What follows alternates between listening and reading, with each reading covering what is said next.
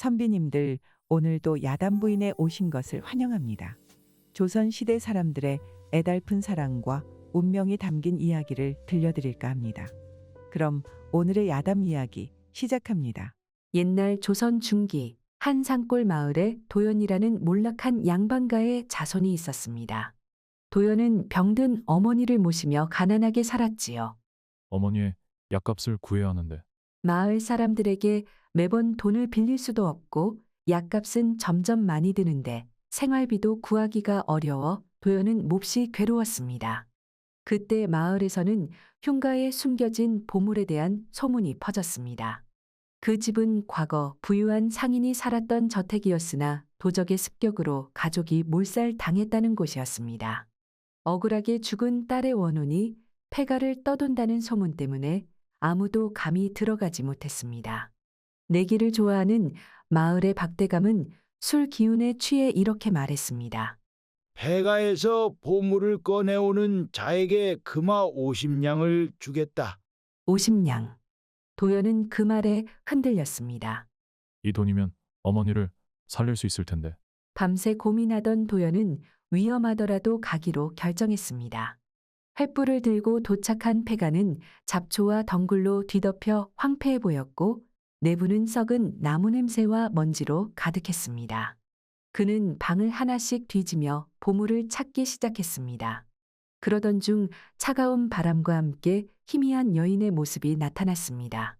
그녀는 흰 옷을 입고 슬픈 눈빛으로 도연을 바라보고 있었습니다. 날 두려워하지 마세요. 저는 이 집의 마지막 주인, 혜원입니다. 혜원은 부모와 함께 억울하게 죽임을 당한 사연을 털어놓으며 간청했습니다. 내 유골과 옥반지를 찾아 묻어주세요. 그러면 저는 이곳을 떠날 수 있습니다.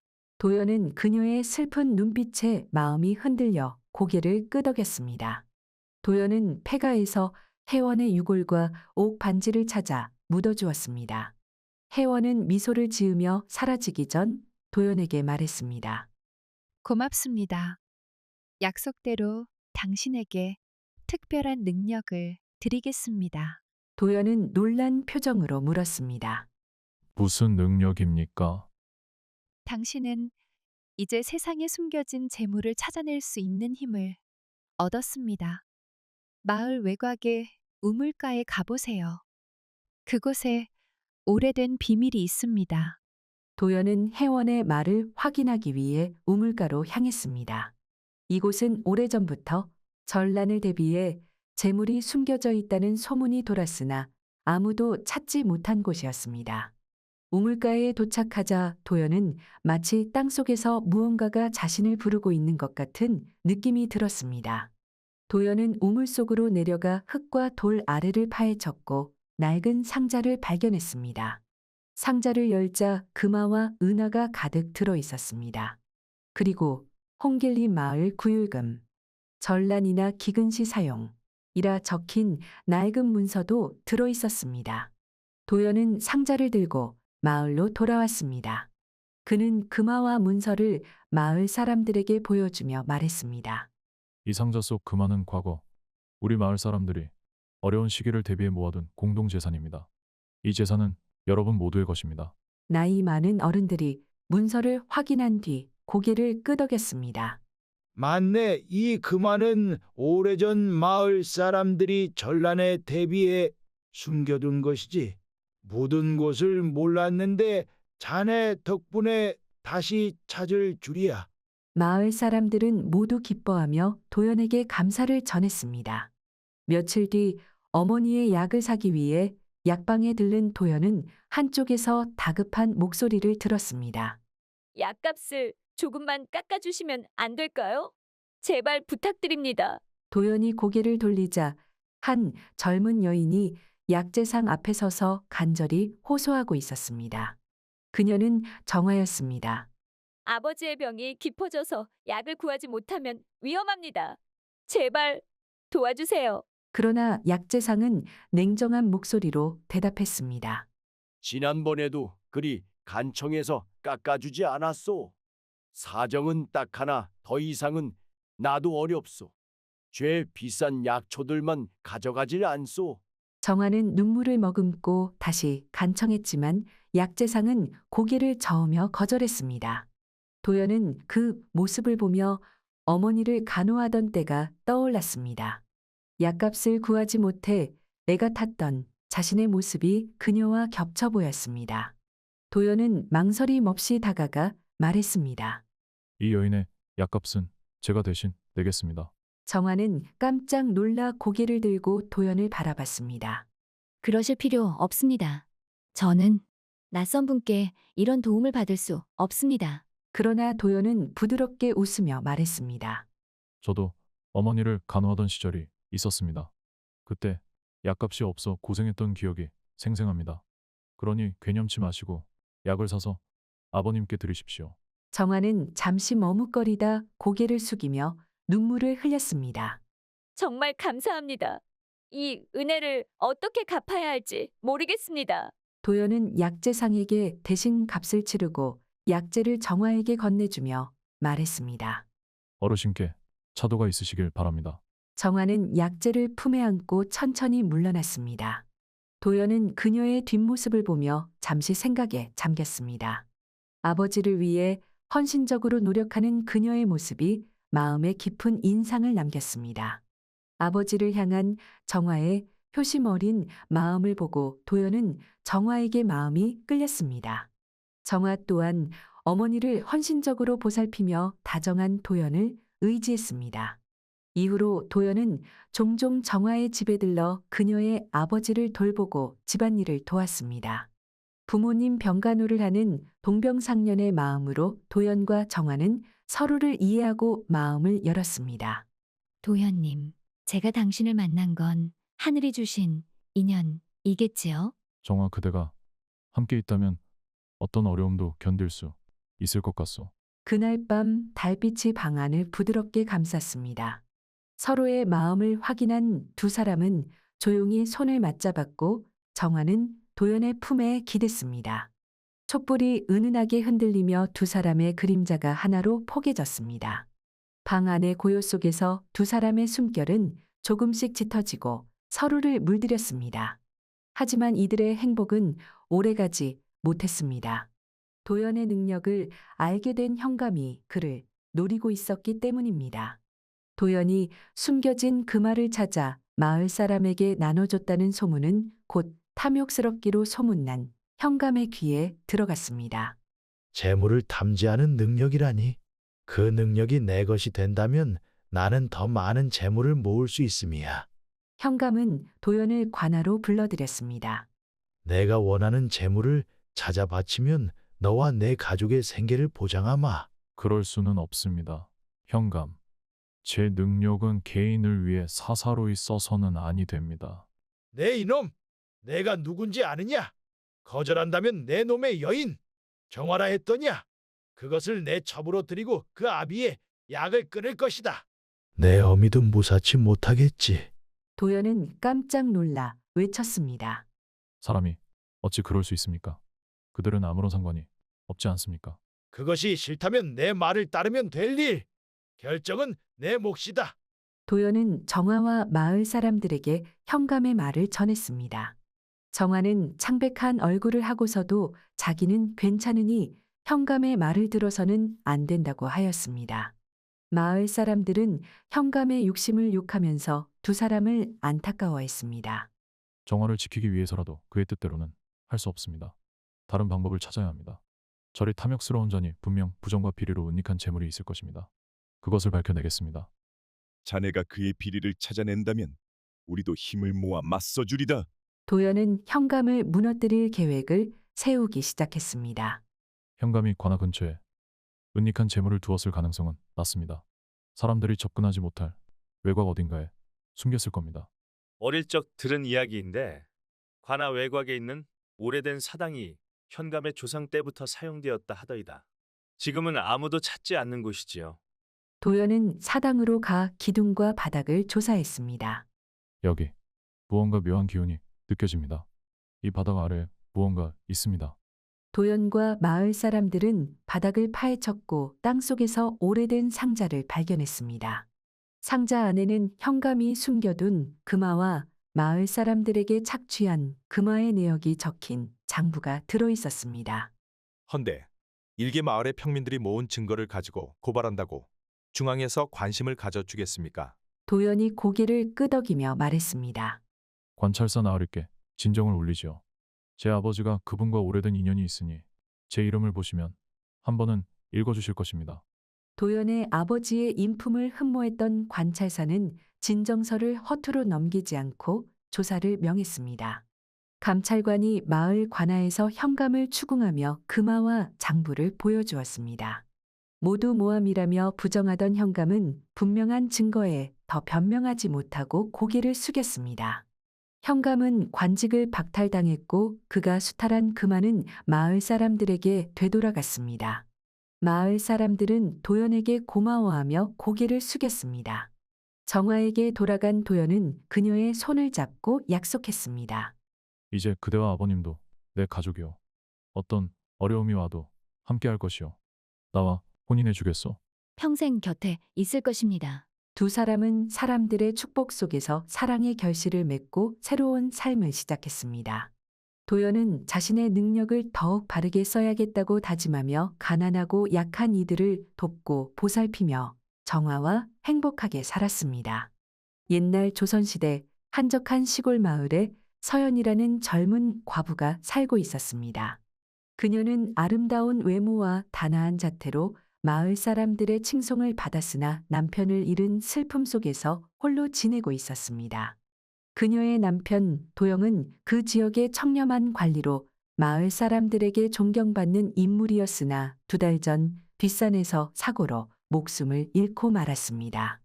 남편이 떠난 후 서연은 홀로 그의 명복을 빌며 매달 초하루마다 정성껏 제사를 올렸습니다.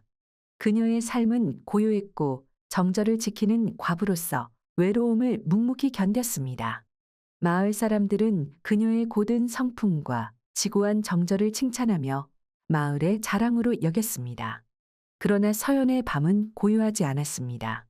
세상을 떠난 날부터 매일 밤 도영이 꿈에 나타났습니다. 꿈속에서 도영은 늘 슬픈 눈빛으로 서연을 바라보았습니다. 부인, 부인. 그는 무언가 말을 하려 했지만 목소리는 점점 희미해졌고 끝내 무슨 말을 하려는지 알 수 없는 채로 아침이 밝았습니다. 서연은 매번 꿈에서 깨어난 뒤 그의 목소리가 귓가에 맴도는 듯한 착각이 들었습니다. 서방님, 대체 무엇을 말씀하려 하시나요? 왜 떠나지 못하시고 매일 저를 찾아오십니까? 꿈이 반복될수록 서연은 남편의 죽음에 대해 의구심을 떨칠 수가 없었습니다. 그의 죽음이 단순한 사고가 아니었던 걸까? 그가 매일 꿈에 나타나는 이유는 무엇일까? 그러던 어느 날 저녁 서연의 집으로 누군가가 찾아왔습니다. 계십니까? 리신지요? 그녀가 문을 열자 뜻밖에도 남편의 오랜 친구였던 김지우가 서 있었습니다. 지우와 남편 도영 그리고 서연은 부모님들끼리 친구였기에 어려서부터 인연이 있었습니다. 지우는 먼 길을 온 듯 얼굴에 피로한 기색이 역력했고 손에는 작은 서찰을 들고 있었습니다. 오랜만에 뵙습니다. 이렇게 갑작스럽게 찾아와 죄송합니다. 도영이 보낸 서찰이 뒤늦게 도착하여 확인할 것이 있어 이렇게 왔습니다. 서연은 지우를 조심스레 집 안으로 들였습니다. 지우는 도영이 남긴 서찰의 내용을 그녀에게 들려주었습니다.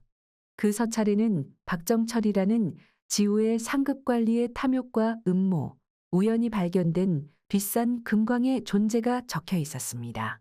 그는 금광을 독점하려 하고 조정에 보고하려는 나를 눈엣 가시로 여기네. 혹여 나의 일신에 문제가 생긴다면 지체 없이 자네가 이 내용을 조정에 전달해 주었으면 하네. 라는 내용이었습니다. 서연은 혹시나 하고 의심했던 그의 사고가 단순한 사고가 아니었음을 알게 되어 충격과 슬픔에 빠졌습니다. 이를 어찌해야 할까요? 지우는 결연한 목소리로 말했습니다. 출발하기 전 이 내용을 조정에 보고하였습니다. 서찰에 적힌 내용이 자세하니 증거를 정리하기 위해 제가 이곳으로 온 것이고 시일을 맞추고자 하였으니 곧 감찰관과 군대가 이곳으로 올 것입니다. 때를 기다리시지요.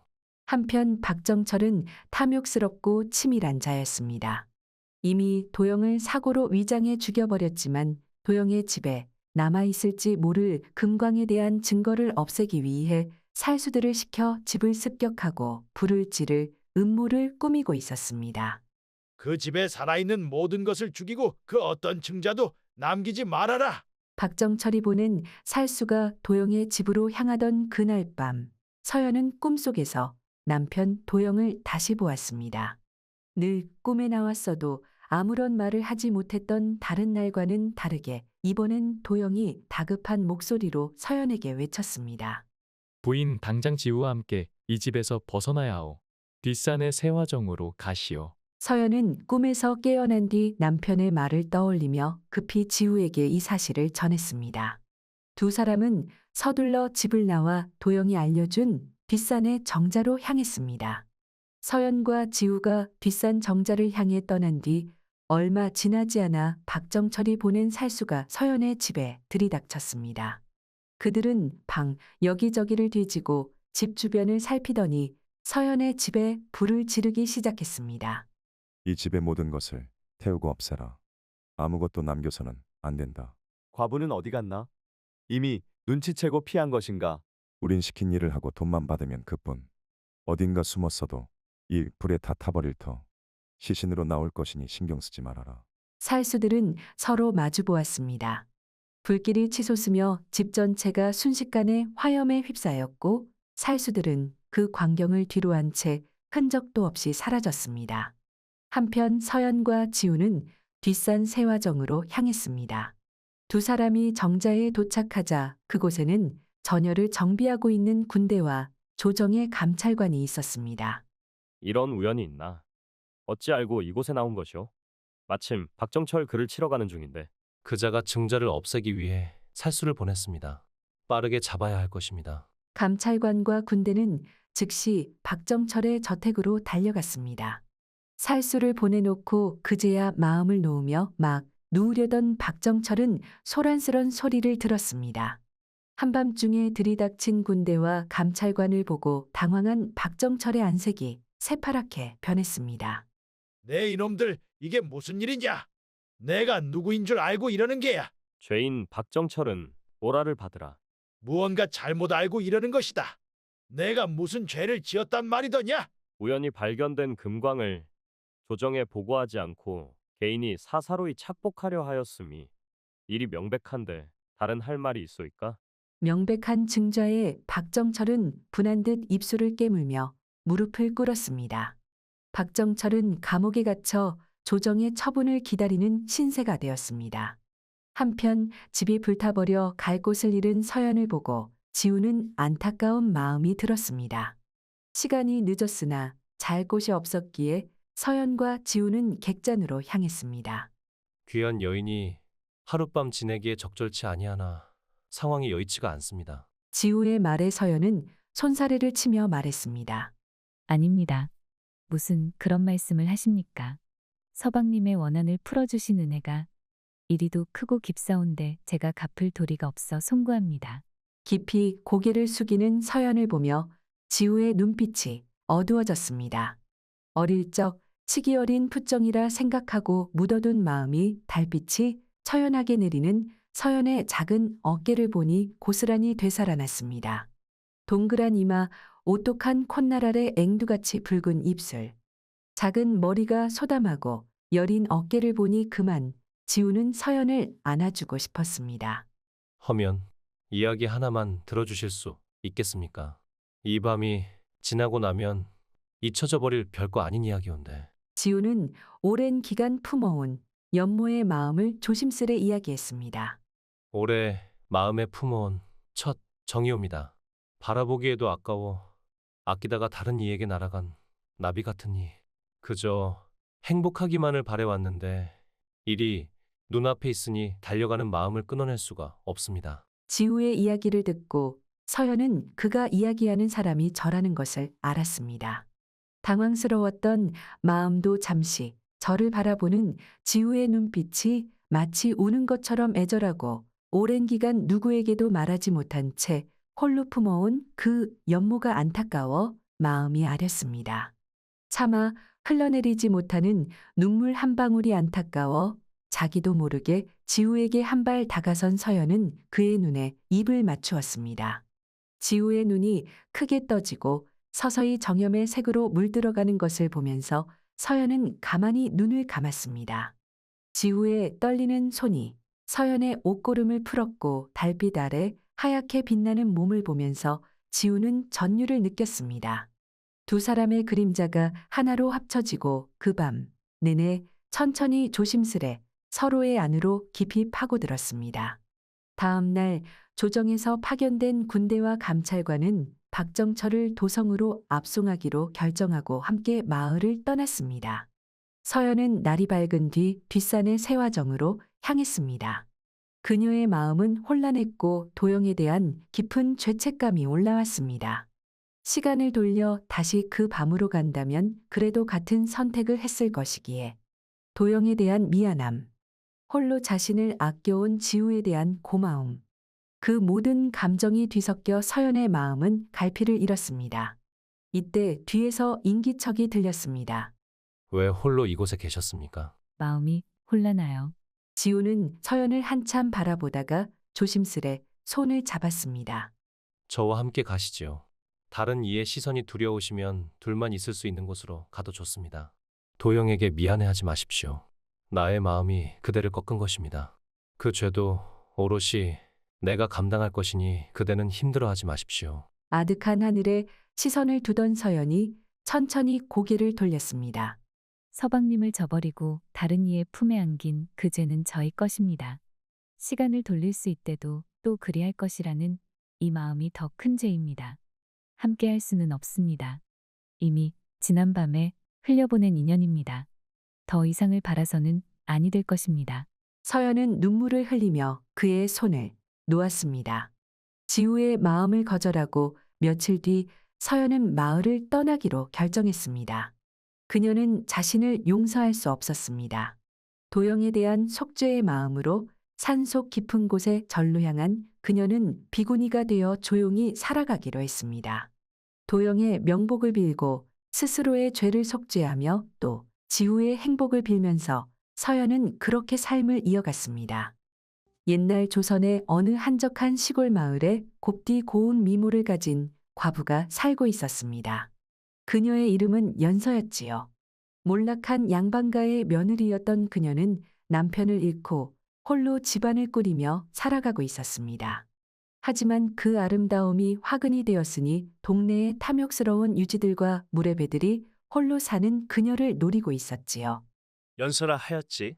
여리여리한 것이 품는 맛이 있겠어? 주막에서 술에 취해 낄낄거리며 대화를 나누는 한 무리의 남정네들.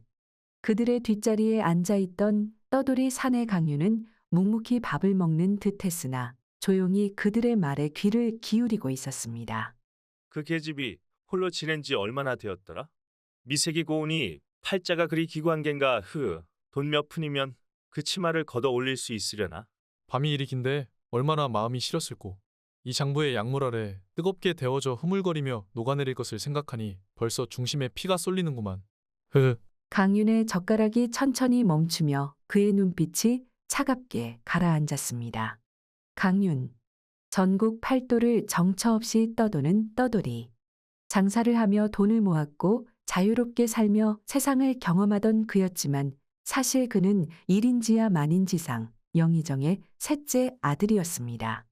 타고난 성정이 자유로워 높은 신분이었음에도 불구하고 억압된 삶의 틀에서 벗어나 스스로의 길을 걷고 있었습니다. 강윤은 주막을 떠나 연서의 집으로 향했습니다. 늦은 오후 연서는 설거지를 마치고 마당에서 작은 손수건을 털고 있었습니다. 바느질 소일거리라도 조금 얻으러 가야 할까? 지난달 빌린 돈을 갚으려면 모자랄 텐데 아버님 제삿날이 머지 않았는데 변변히 상 차릴 게 없겠구나. 그런 그녀의 집문을 두드리는 소리가 났습니다. 누구십니까? 연서가 문을 열자 한 낯선 사내가 그 앞에 서 있었습니다. 실례합니다, 마님. 저는 이 마을의 새로운 강윤이라 합니다. 지나가는 길에 들으니 이댁 마님의 인품이 고우시나 사정이 공궁하다 하더이다. 혹 도움이 될까 하여 왔사온데. 연서는 의아함과 경계 어린 눈빛으로 그를 쳐다보았습니다. 처음 뵙는 분이온데 제 사정을 어디서 들으셨습니까? 무슨 말을 어떻게 들으셨는지 모르오나 저는 괜찮습니다. 이만 돌아가시지요. 강유는 잠시 숨을 고르더니 단호한 목소리로 말했습니다. 이댁 마님을 향한 무례배들의 탐남한 말을 듣고 그냥 지나칠 수가 없더이다. 작은 재주가 있어 조선 팔도를 떠돌며 재물은 아쉽지 않게 모았습니다. 저에겐 대단치 않은 그것이 마님의 안전을 지키게 할 수 있으니 사람으로 응당해야 할 일입니다. 필요한 자금은 제가 연통해 드리겠습니다. 뜻은 감사하나 이러실 필요가 없습니다. 빌려주신다 한들 부끄럽사오나 형편이 이러하여 언제 돌려드릴 수 있을지 장담할 수 없습니다. 괜찮습니다. 정이나 마음이 불편하시다면 제가 묵을 방 한 칸만 내어주실 수 있겠습니까? 아직 지낼 곳을 마련하지 못하였는데 귀댁에서 지냄이 어떠할런지요. 그리고 주변에서 말이 나올 수 있으니 머슴을 들였다 하시지요. 계약서를 써드리겠습니다. 이렇게까지 하시면서 도와주시겠다니 제가 은혜를 어찌 갚아야 할지요. 다 마님의 인품으로 하늘에서 내린 복이라 생각하십시오. 결국 연서는 강윤이 써주는 계약서를 받았습니다. 그렇게 연서와 강윤은 함께 지내게 되었습니다. 늘 홀로 고요히 지내오던 연서의 삶에 강윤이 자연스럽게 스며들었습니다. 처연하고 고운 과부라 희롱하는 무례배들이 적지 않았고 혼몸이라 두려웠던 것이 사실이었는데 강윤이 집에 머무르면서 연서는 마음의 안정을 찾았습니다. 그렇게 무탈하고 평안한 하루하루가 쌓여가던 어느 밤이었습니다. 호시탐탐 연서를 노리던 질 나쁜 마을의 무례배들이 주막에 다시 모였습니다. 이제 슬슬 눈으로만 보는 게 한계인데 언제 내 손에 떨어지나? 그 과부 말이구만. 이 친구 아직 음심을 버리지 못했네 그려. 헌데 웬 머슴 하나를 들였던데? 천껏 하나 있다 한들 치워버리면 그만이지. 말이 나온 김에 오늘은 어떠한가? 마침 술이 들어가니 보드라운 것이 생각나는데 말이지.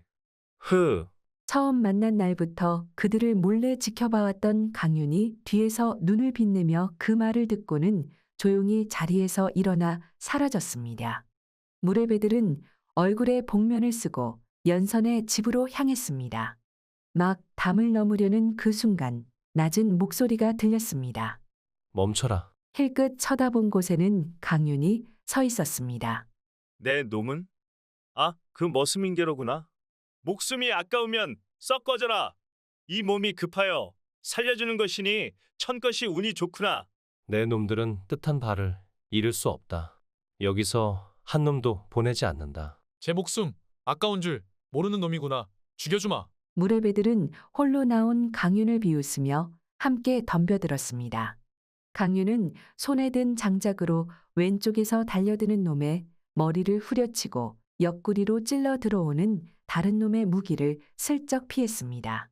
머리 위로 떨어지는 검을 장작으로 막으면서 밀어내버렸습니다.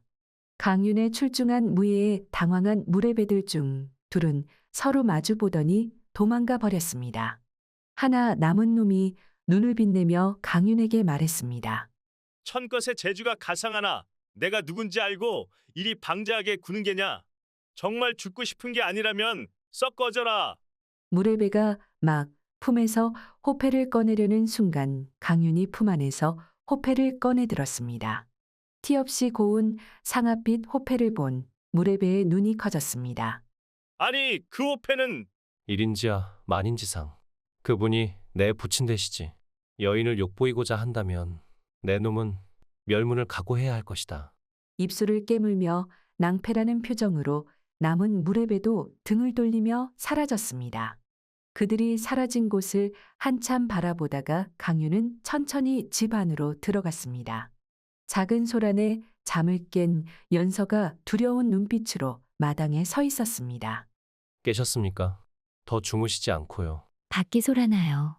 무슨 일인가요? 별일 아닙니다. 술이 과한 이들이 있어 주의를 주고 보냈을 뿐입니다. 이제 괜찮습니다. 강윤의 흐트러진 머리와 의복, 뺨에 난 작은 상처를 보고 연서는 상황을 짐작했습니다. 잠시 이쪽으로 오시지요. 상처를 봐드리겠습니다. 조금 긁힌 것뿐입니다. 이런 건 상처 축에도. 제 마음이 편치 않습니다. 잠시만 이쪽으로 오셔요. 그 말에 더 거절하지 못하고 강윤은 연서를 따라갔습니다.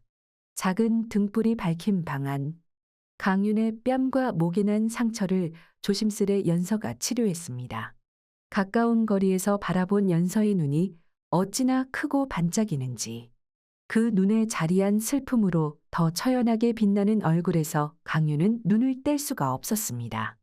긴 속눈썹 뽀얀 살결에서 풍기는 달큰한 재앙. 순간 당황하며 강윤은 황급히 거리를 물렸습니다. 연서도 자신을 지키기 위해 상처를 감수하는 강윤에 대한 고마움과 너른 어깨, 한밤의 결투로 인한 더운 김이 나는 뜨거운 몸을 보며 강윤을 은인이 아닌 남자로 느꼈습니다. 어색하면서 숨막히는 그 상황에서 연서와 강윤 둘 중 누구도 방을 나서지 못했습니다. 억겁처럼 느껴지는 찰나의 시간이 흐르고 연서가 일어섰습니다. 그럼 이만. 아쉬움과 죄책감이 묻어나는 목소리를 듣고 참지 못한 강윤이 연서의 손목을 잡아내렸습니다. 손가락을 얽으면서 부드럽게 닿은 마음. 떨리던 두 그림자가 하나로 합쳐지고 작은 방을 채우던 불빛이 애처롭게 흔들리다가 꺼졌습니다. 깊고도 짙은 밤이 끝나지 않을 것처럼 이어졌습니다. 강윤이 연서의 집으로 온 지 한 달이 지날 무렵 두 사람은 점점 더 단단한 애정을 쌓아가고 있었습니다. 그날도 여느 때처럼 장작을 패고 있던 강윤의 옷에서 실밥이 트어지는 소리가 났습니다. 옷이 트어졌나 봅니다. 제게 주시지요. 제가 하면 됩니다. 그럼 잠시 옷을 갈아입고 오겠습니다. 옷을 갈아입고 나온 강윤이 다시 장작 패기에 집중했고 별일 아닌데도 제 도움을 받지 않으려는 강윤이 살짝 서운하여 연서는 강윤의 옷을 살며시 챙겼습니다. 바느질을 시작하는데 옷 안쪽의 솔기가 이상하게 박음질되어 있으면서 뭔가 이물감이 느껴졌습니다. 이건 뭐지? 연서는 의아해하며 실밥을 조심스레 뜯어냈습니다. 그러자 그 안쪽에서 무언가 툭 하고 떨어졌습니다. 호패였습니다. 연서는 호패를 손에 들고 천천히 읽어 내려갔습니다. 상하로 된 호패. 출생지가 한성부, 종로. 강윤. 뭔가 들어본 이름인데. 불현듯 기억 하나가 떠올랐습니다. 몰락했다고는 하나 연서 역시 양반가의 며느리였기에 우스갯소리로 들었던 이야기 중 나는 새도 떨어뜨린다는 권세가 드높은 영희 정도, 자식 농사는 맘대로 못한다고 자유로운 성정의 삼남 때문에 머리깨나 아프다더라는 이야기였습니다. 그러자 떠돌이라기엔 묘하게 단정한 생김새와 품이 있는 몸가짐의 강윤이 이해가 되었습니다. 실로 고귀한 이였기에 그랬었구나. 지금 마음을 나누었다고는 하나 연서는 이미 한번 혼인을 했었고 게다가 사별까지 한 상황에서 강윤을 바라는 것은 언감생심, 말도 안 되는 일이었습니다. 지금은 연정이든 욕정이든 마음이 내게 닿아있을지 모르나 결국 시간이 더 지나면 흐려지고 버려질 마음이야. 차라리 나에 대한 기억이 아름다울 때 지금 떠나드려야겠지. 강윤이 잠시 장의 볼일을 보러 나간 사이 연서는 짧은 편지 하나를 두고서 집을 떠났습니다. 강윤님, 짧은 시간이었으나 생애에 두고두고 곱씹으며 살아갈 기억이 될 것입니다. 저는 잊지 못할 것이오나 강윤님은 저를 잊으시고 상처 없이 귀한 일을 배필로 두고 행복하게 살아가시옵소서. 연서는 어디로 가야 할지 정하지 못하고 길에 멈춰서 있다가 건넌 마을로 넘어간다는 보부상 행렬의 이야기를 들었습니다. 행수에게 건넌 마을까지만 잠시 몸을 의탁하고 함께 가겠다 이야기하고 그들을 따라 무거운 발걸음을 옮겼습니다. 강윤을 향한 마음이 더 커지기 전에 떠나오기를 잘했다고 마음을 다독이면서 연서는 그렇게 마을을 떠나고 있었습니다. 한편 장에서 돌아온 강윤은 연서가 보이지 않자 연서를 찾았습니다. 마님, 어디 계십니까? 마님. 옷가지가 정리된 빈 방과 작은 서찰 하나. 빠르게 서찰을 읽어 내려간 강윤은 이대로 연서를 보낼 수가 없었습니다. 차분하게 연서가 갈 만한 곳과 해야 할 일을 떠올렸습니다. 세상 물정을 모르는 여인이니 멀리 가지 못했을 것이다. 강유는 빠르게 달려나갔습니다. 연서를 아는 이들에게 그녀의 행방을 물어가다가 보부상 행렬과 이야기를 나누는 연서를 보았다는 말을 듣고 그 보부상 행렬이 오늘 건넌 마을로 넘어간다는 것까지 알아낸 강유는 서둘러 산길로 올라갔습니다. 건너마을로 넘어가는 가장 빠른 길은 이 길이다. 오늘 출발했다고 했으니 이 길에 있을 것이다. 한참을 달린 강윤의 앞에 한 무리의 사람들이 보였습니다. 보부상 행렬이었습니다. 가장 뒤처진 사람들 중 익숙한 뒷모습이 보였습니다. 연서였습니다. 마님! 강윤의 목소리를 들은 연서가 멈춰섰습니다. 강윤님, 왜 이곳에? 아니 어떻게? 왜 저를 떠나려 하십니까? 무엇을 보셨습니까? 강윤님, 저는 이미 한 번 혼인했던 몸입니다. 흠 있는 제가 강윤님 곁에서 함께 할 수 있을 리가 없지요. 앞길에 누가 될 뿐이니 지난 기억은 잊으세요. 신분과 체면, 그것이 싫어 다 버리고 떠나온 몸입니다. 바람처럼 정처 없이 떠돌다가 그대를 만나 처음 뿌리내리고 싶은 마음이 들었습니다. 남은 제 생에 의미가 되어 주십시오. 간절하고 진심 어린 강윤의 말에 연서는 눈물을 흘렸습니다. 제가 감히 당신을 욕심내도 될까요? 천지신명께서 노하시지 않을까요? 내가 원하는 일입니다. 그대가 나를 살게 합니다. 강윤과 연서는 이름 모를 촌부와 안악으로 작은 산골 마을에서 새 삶을 시작했습니다.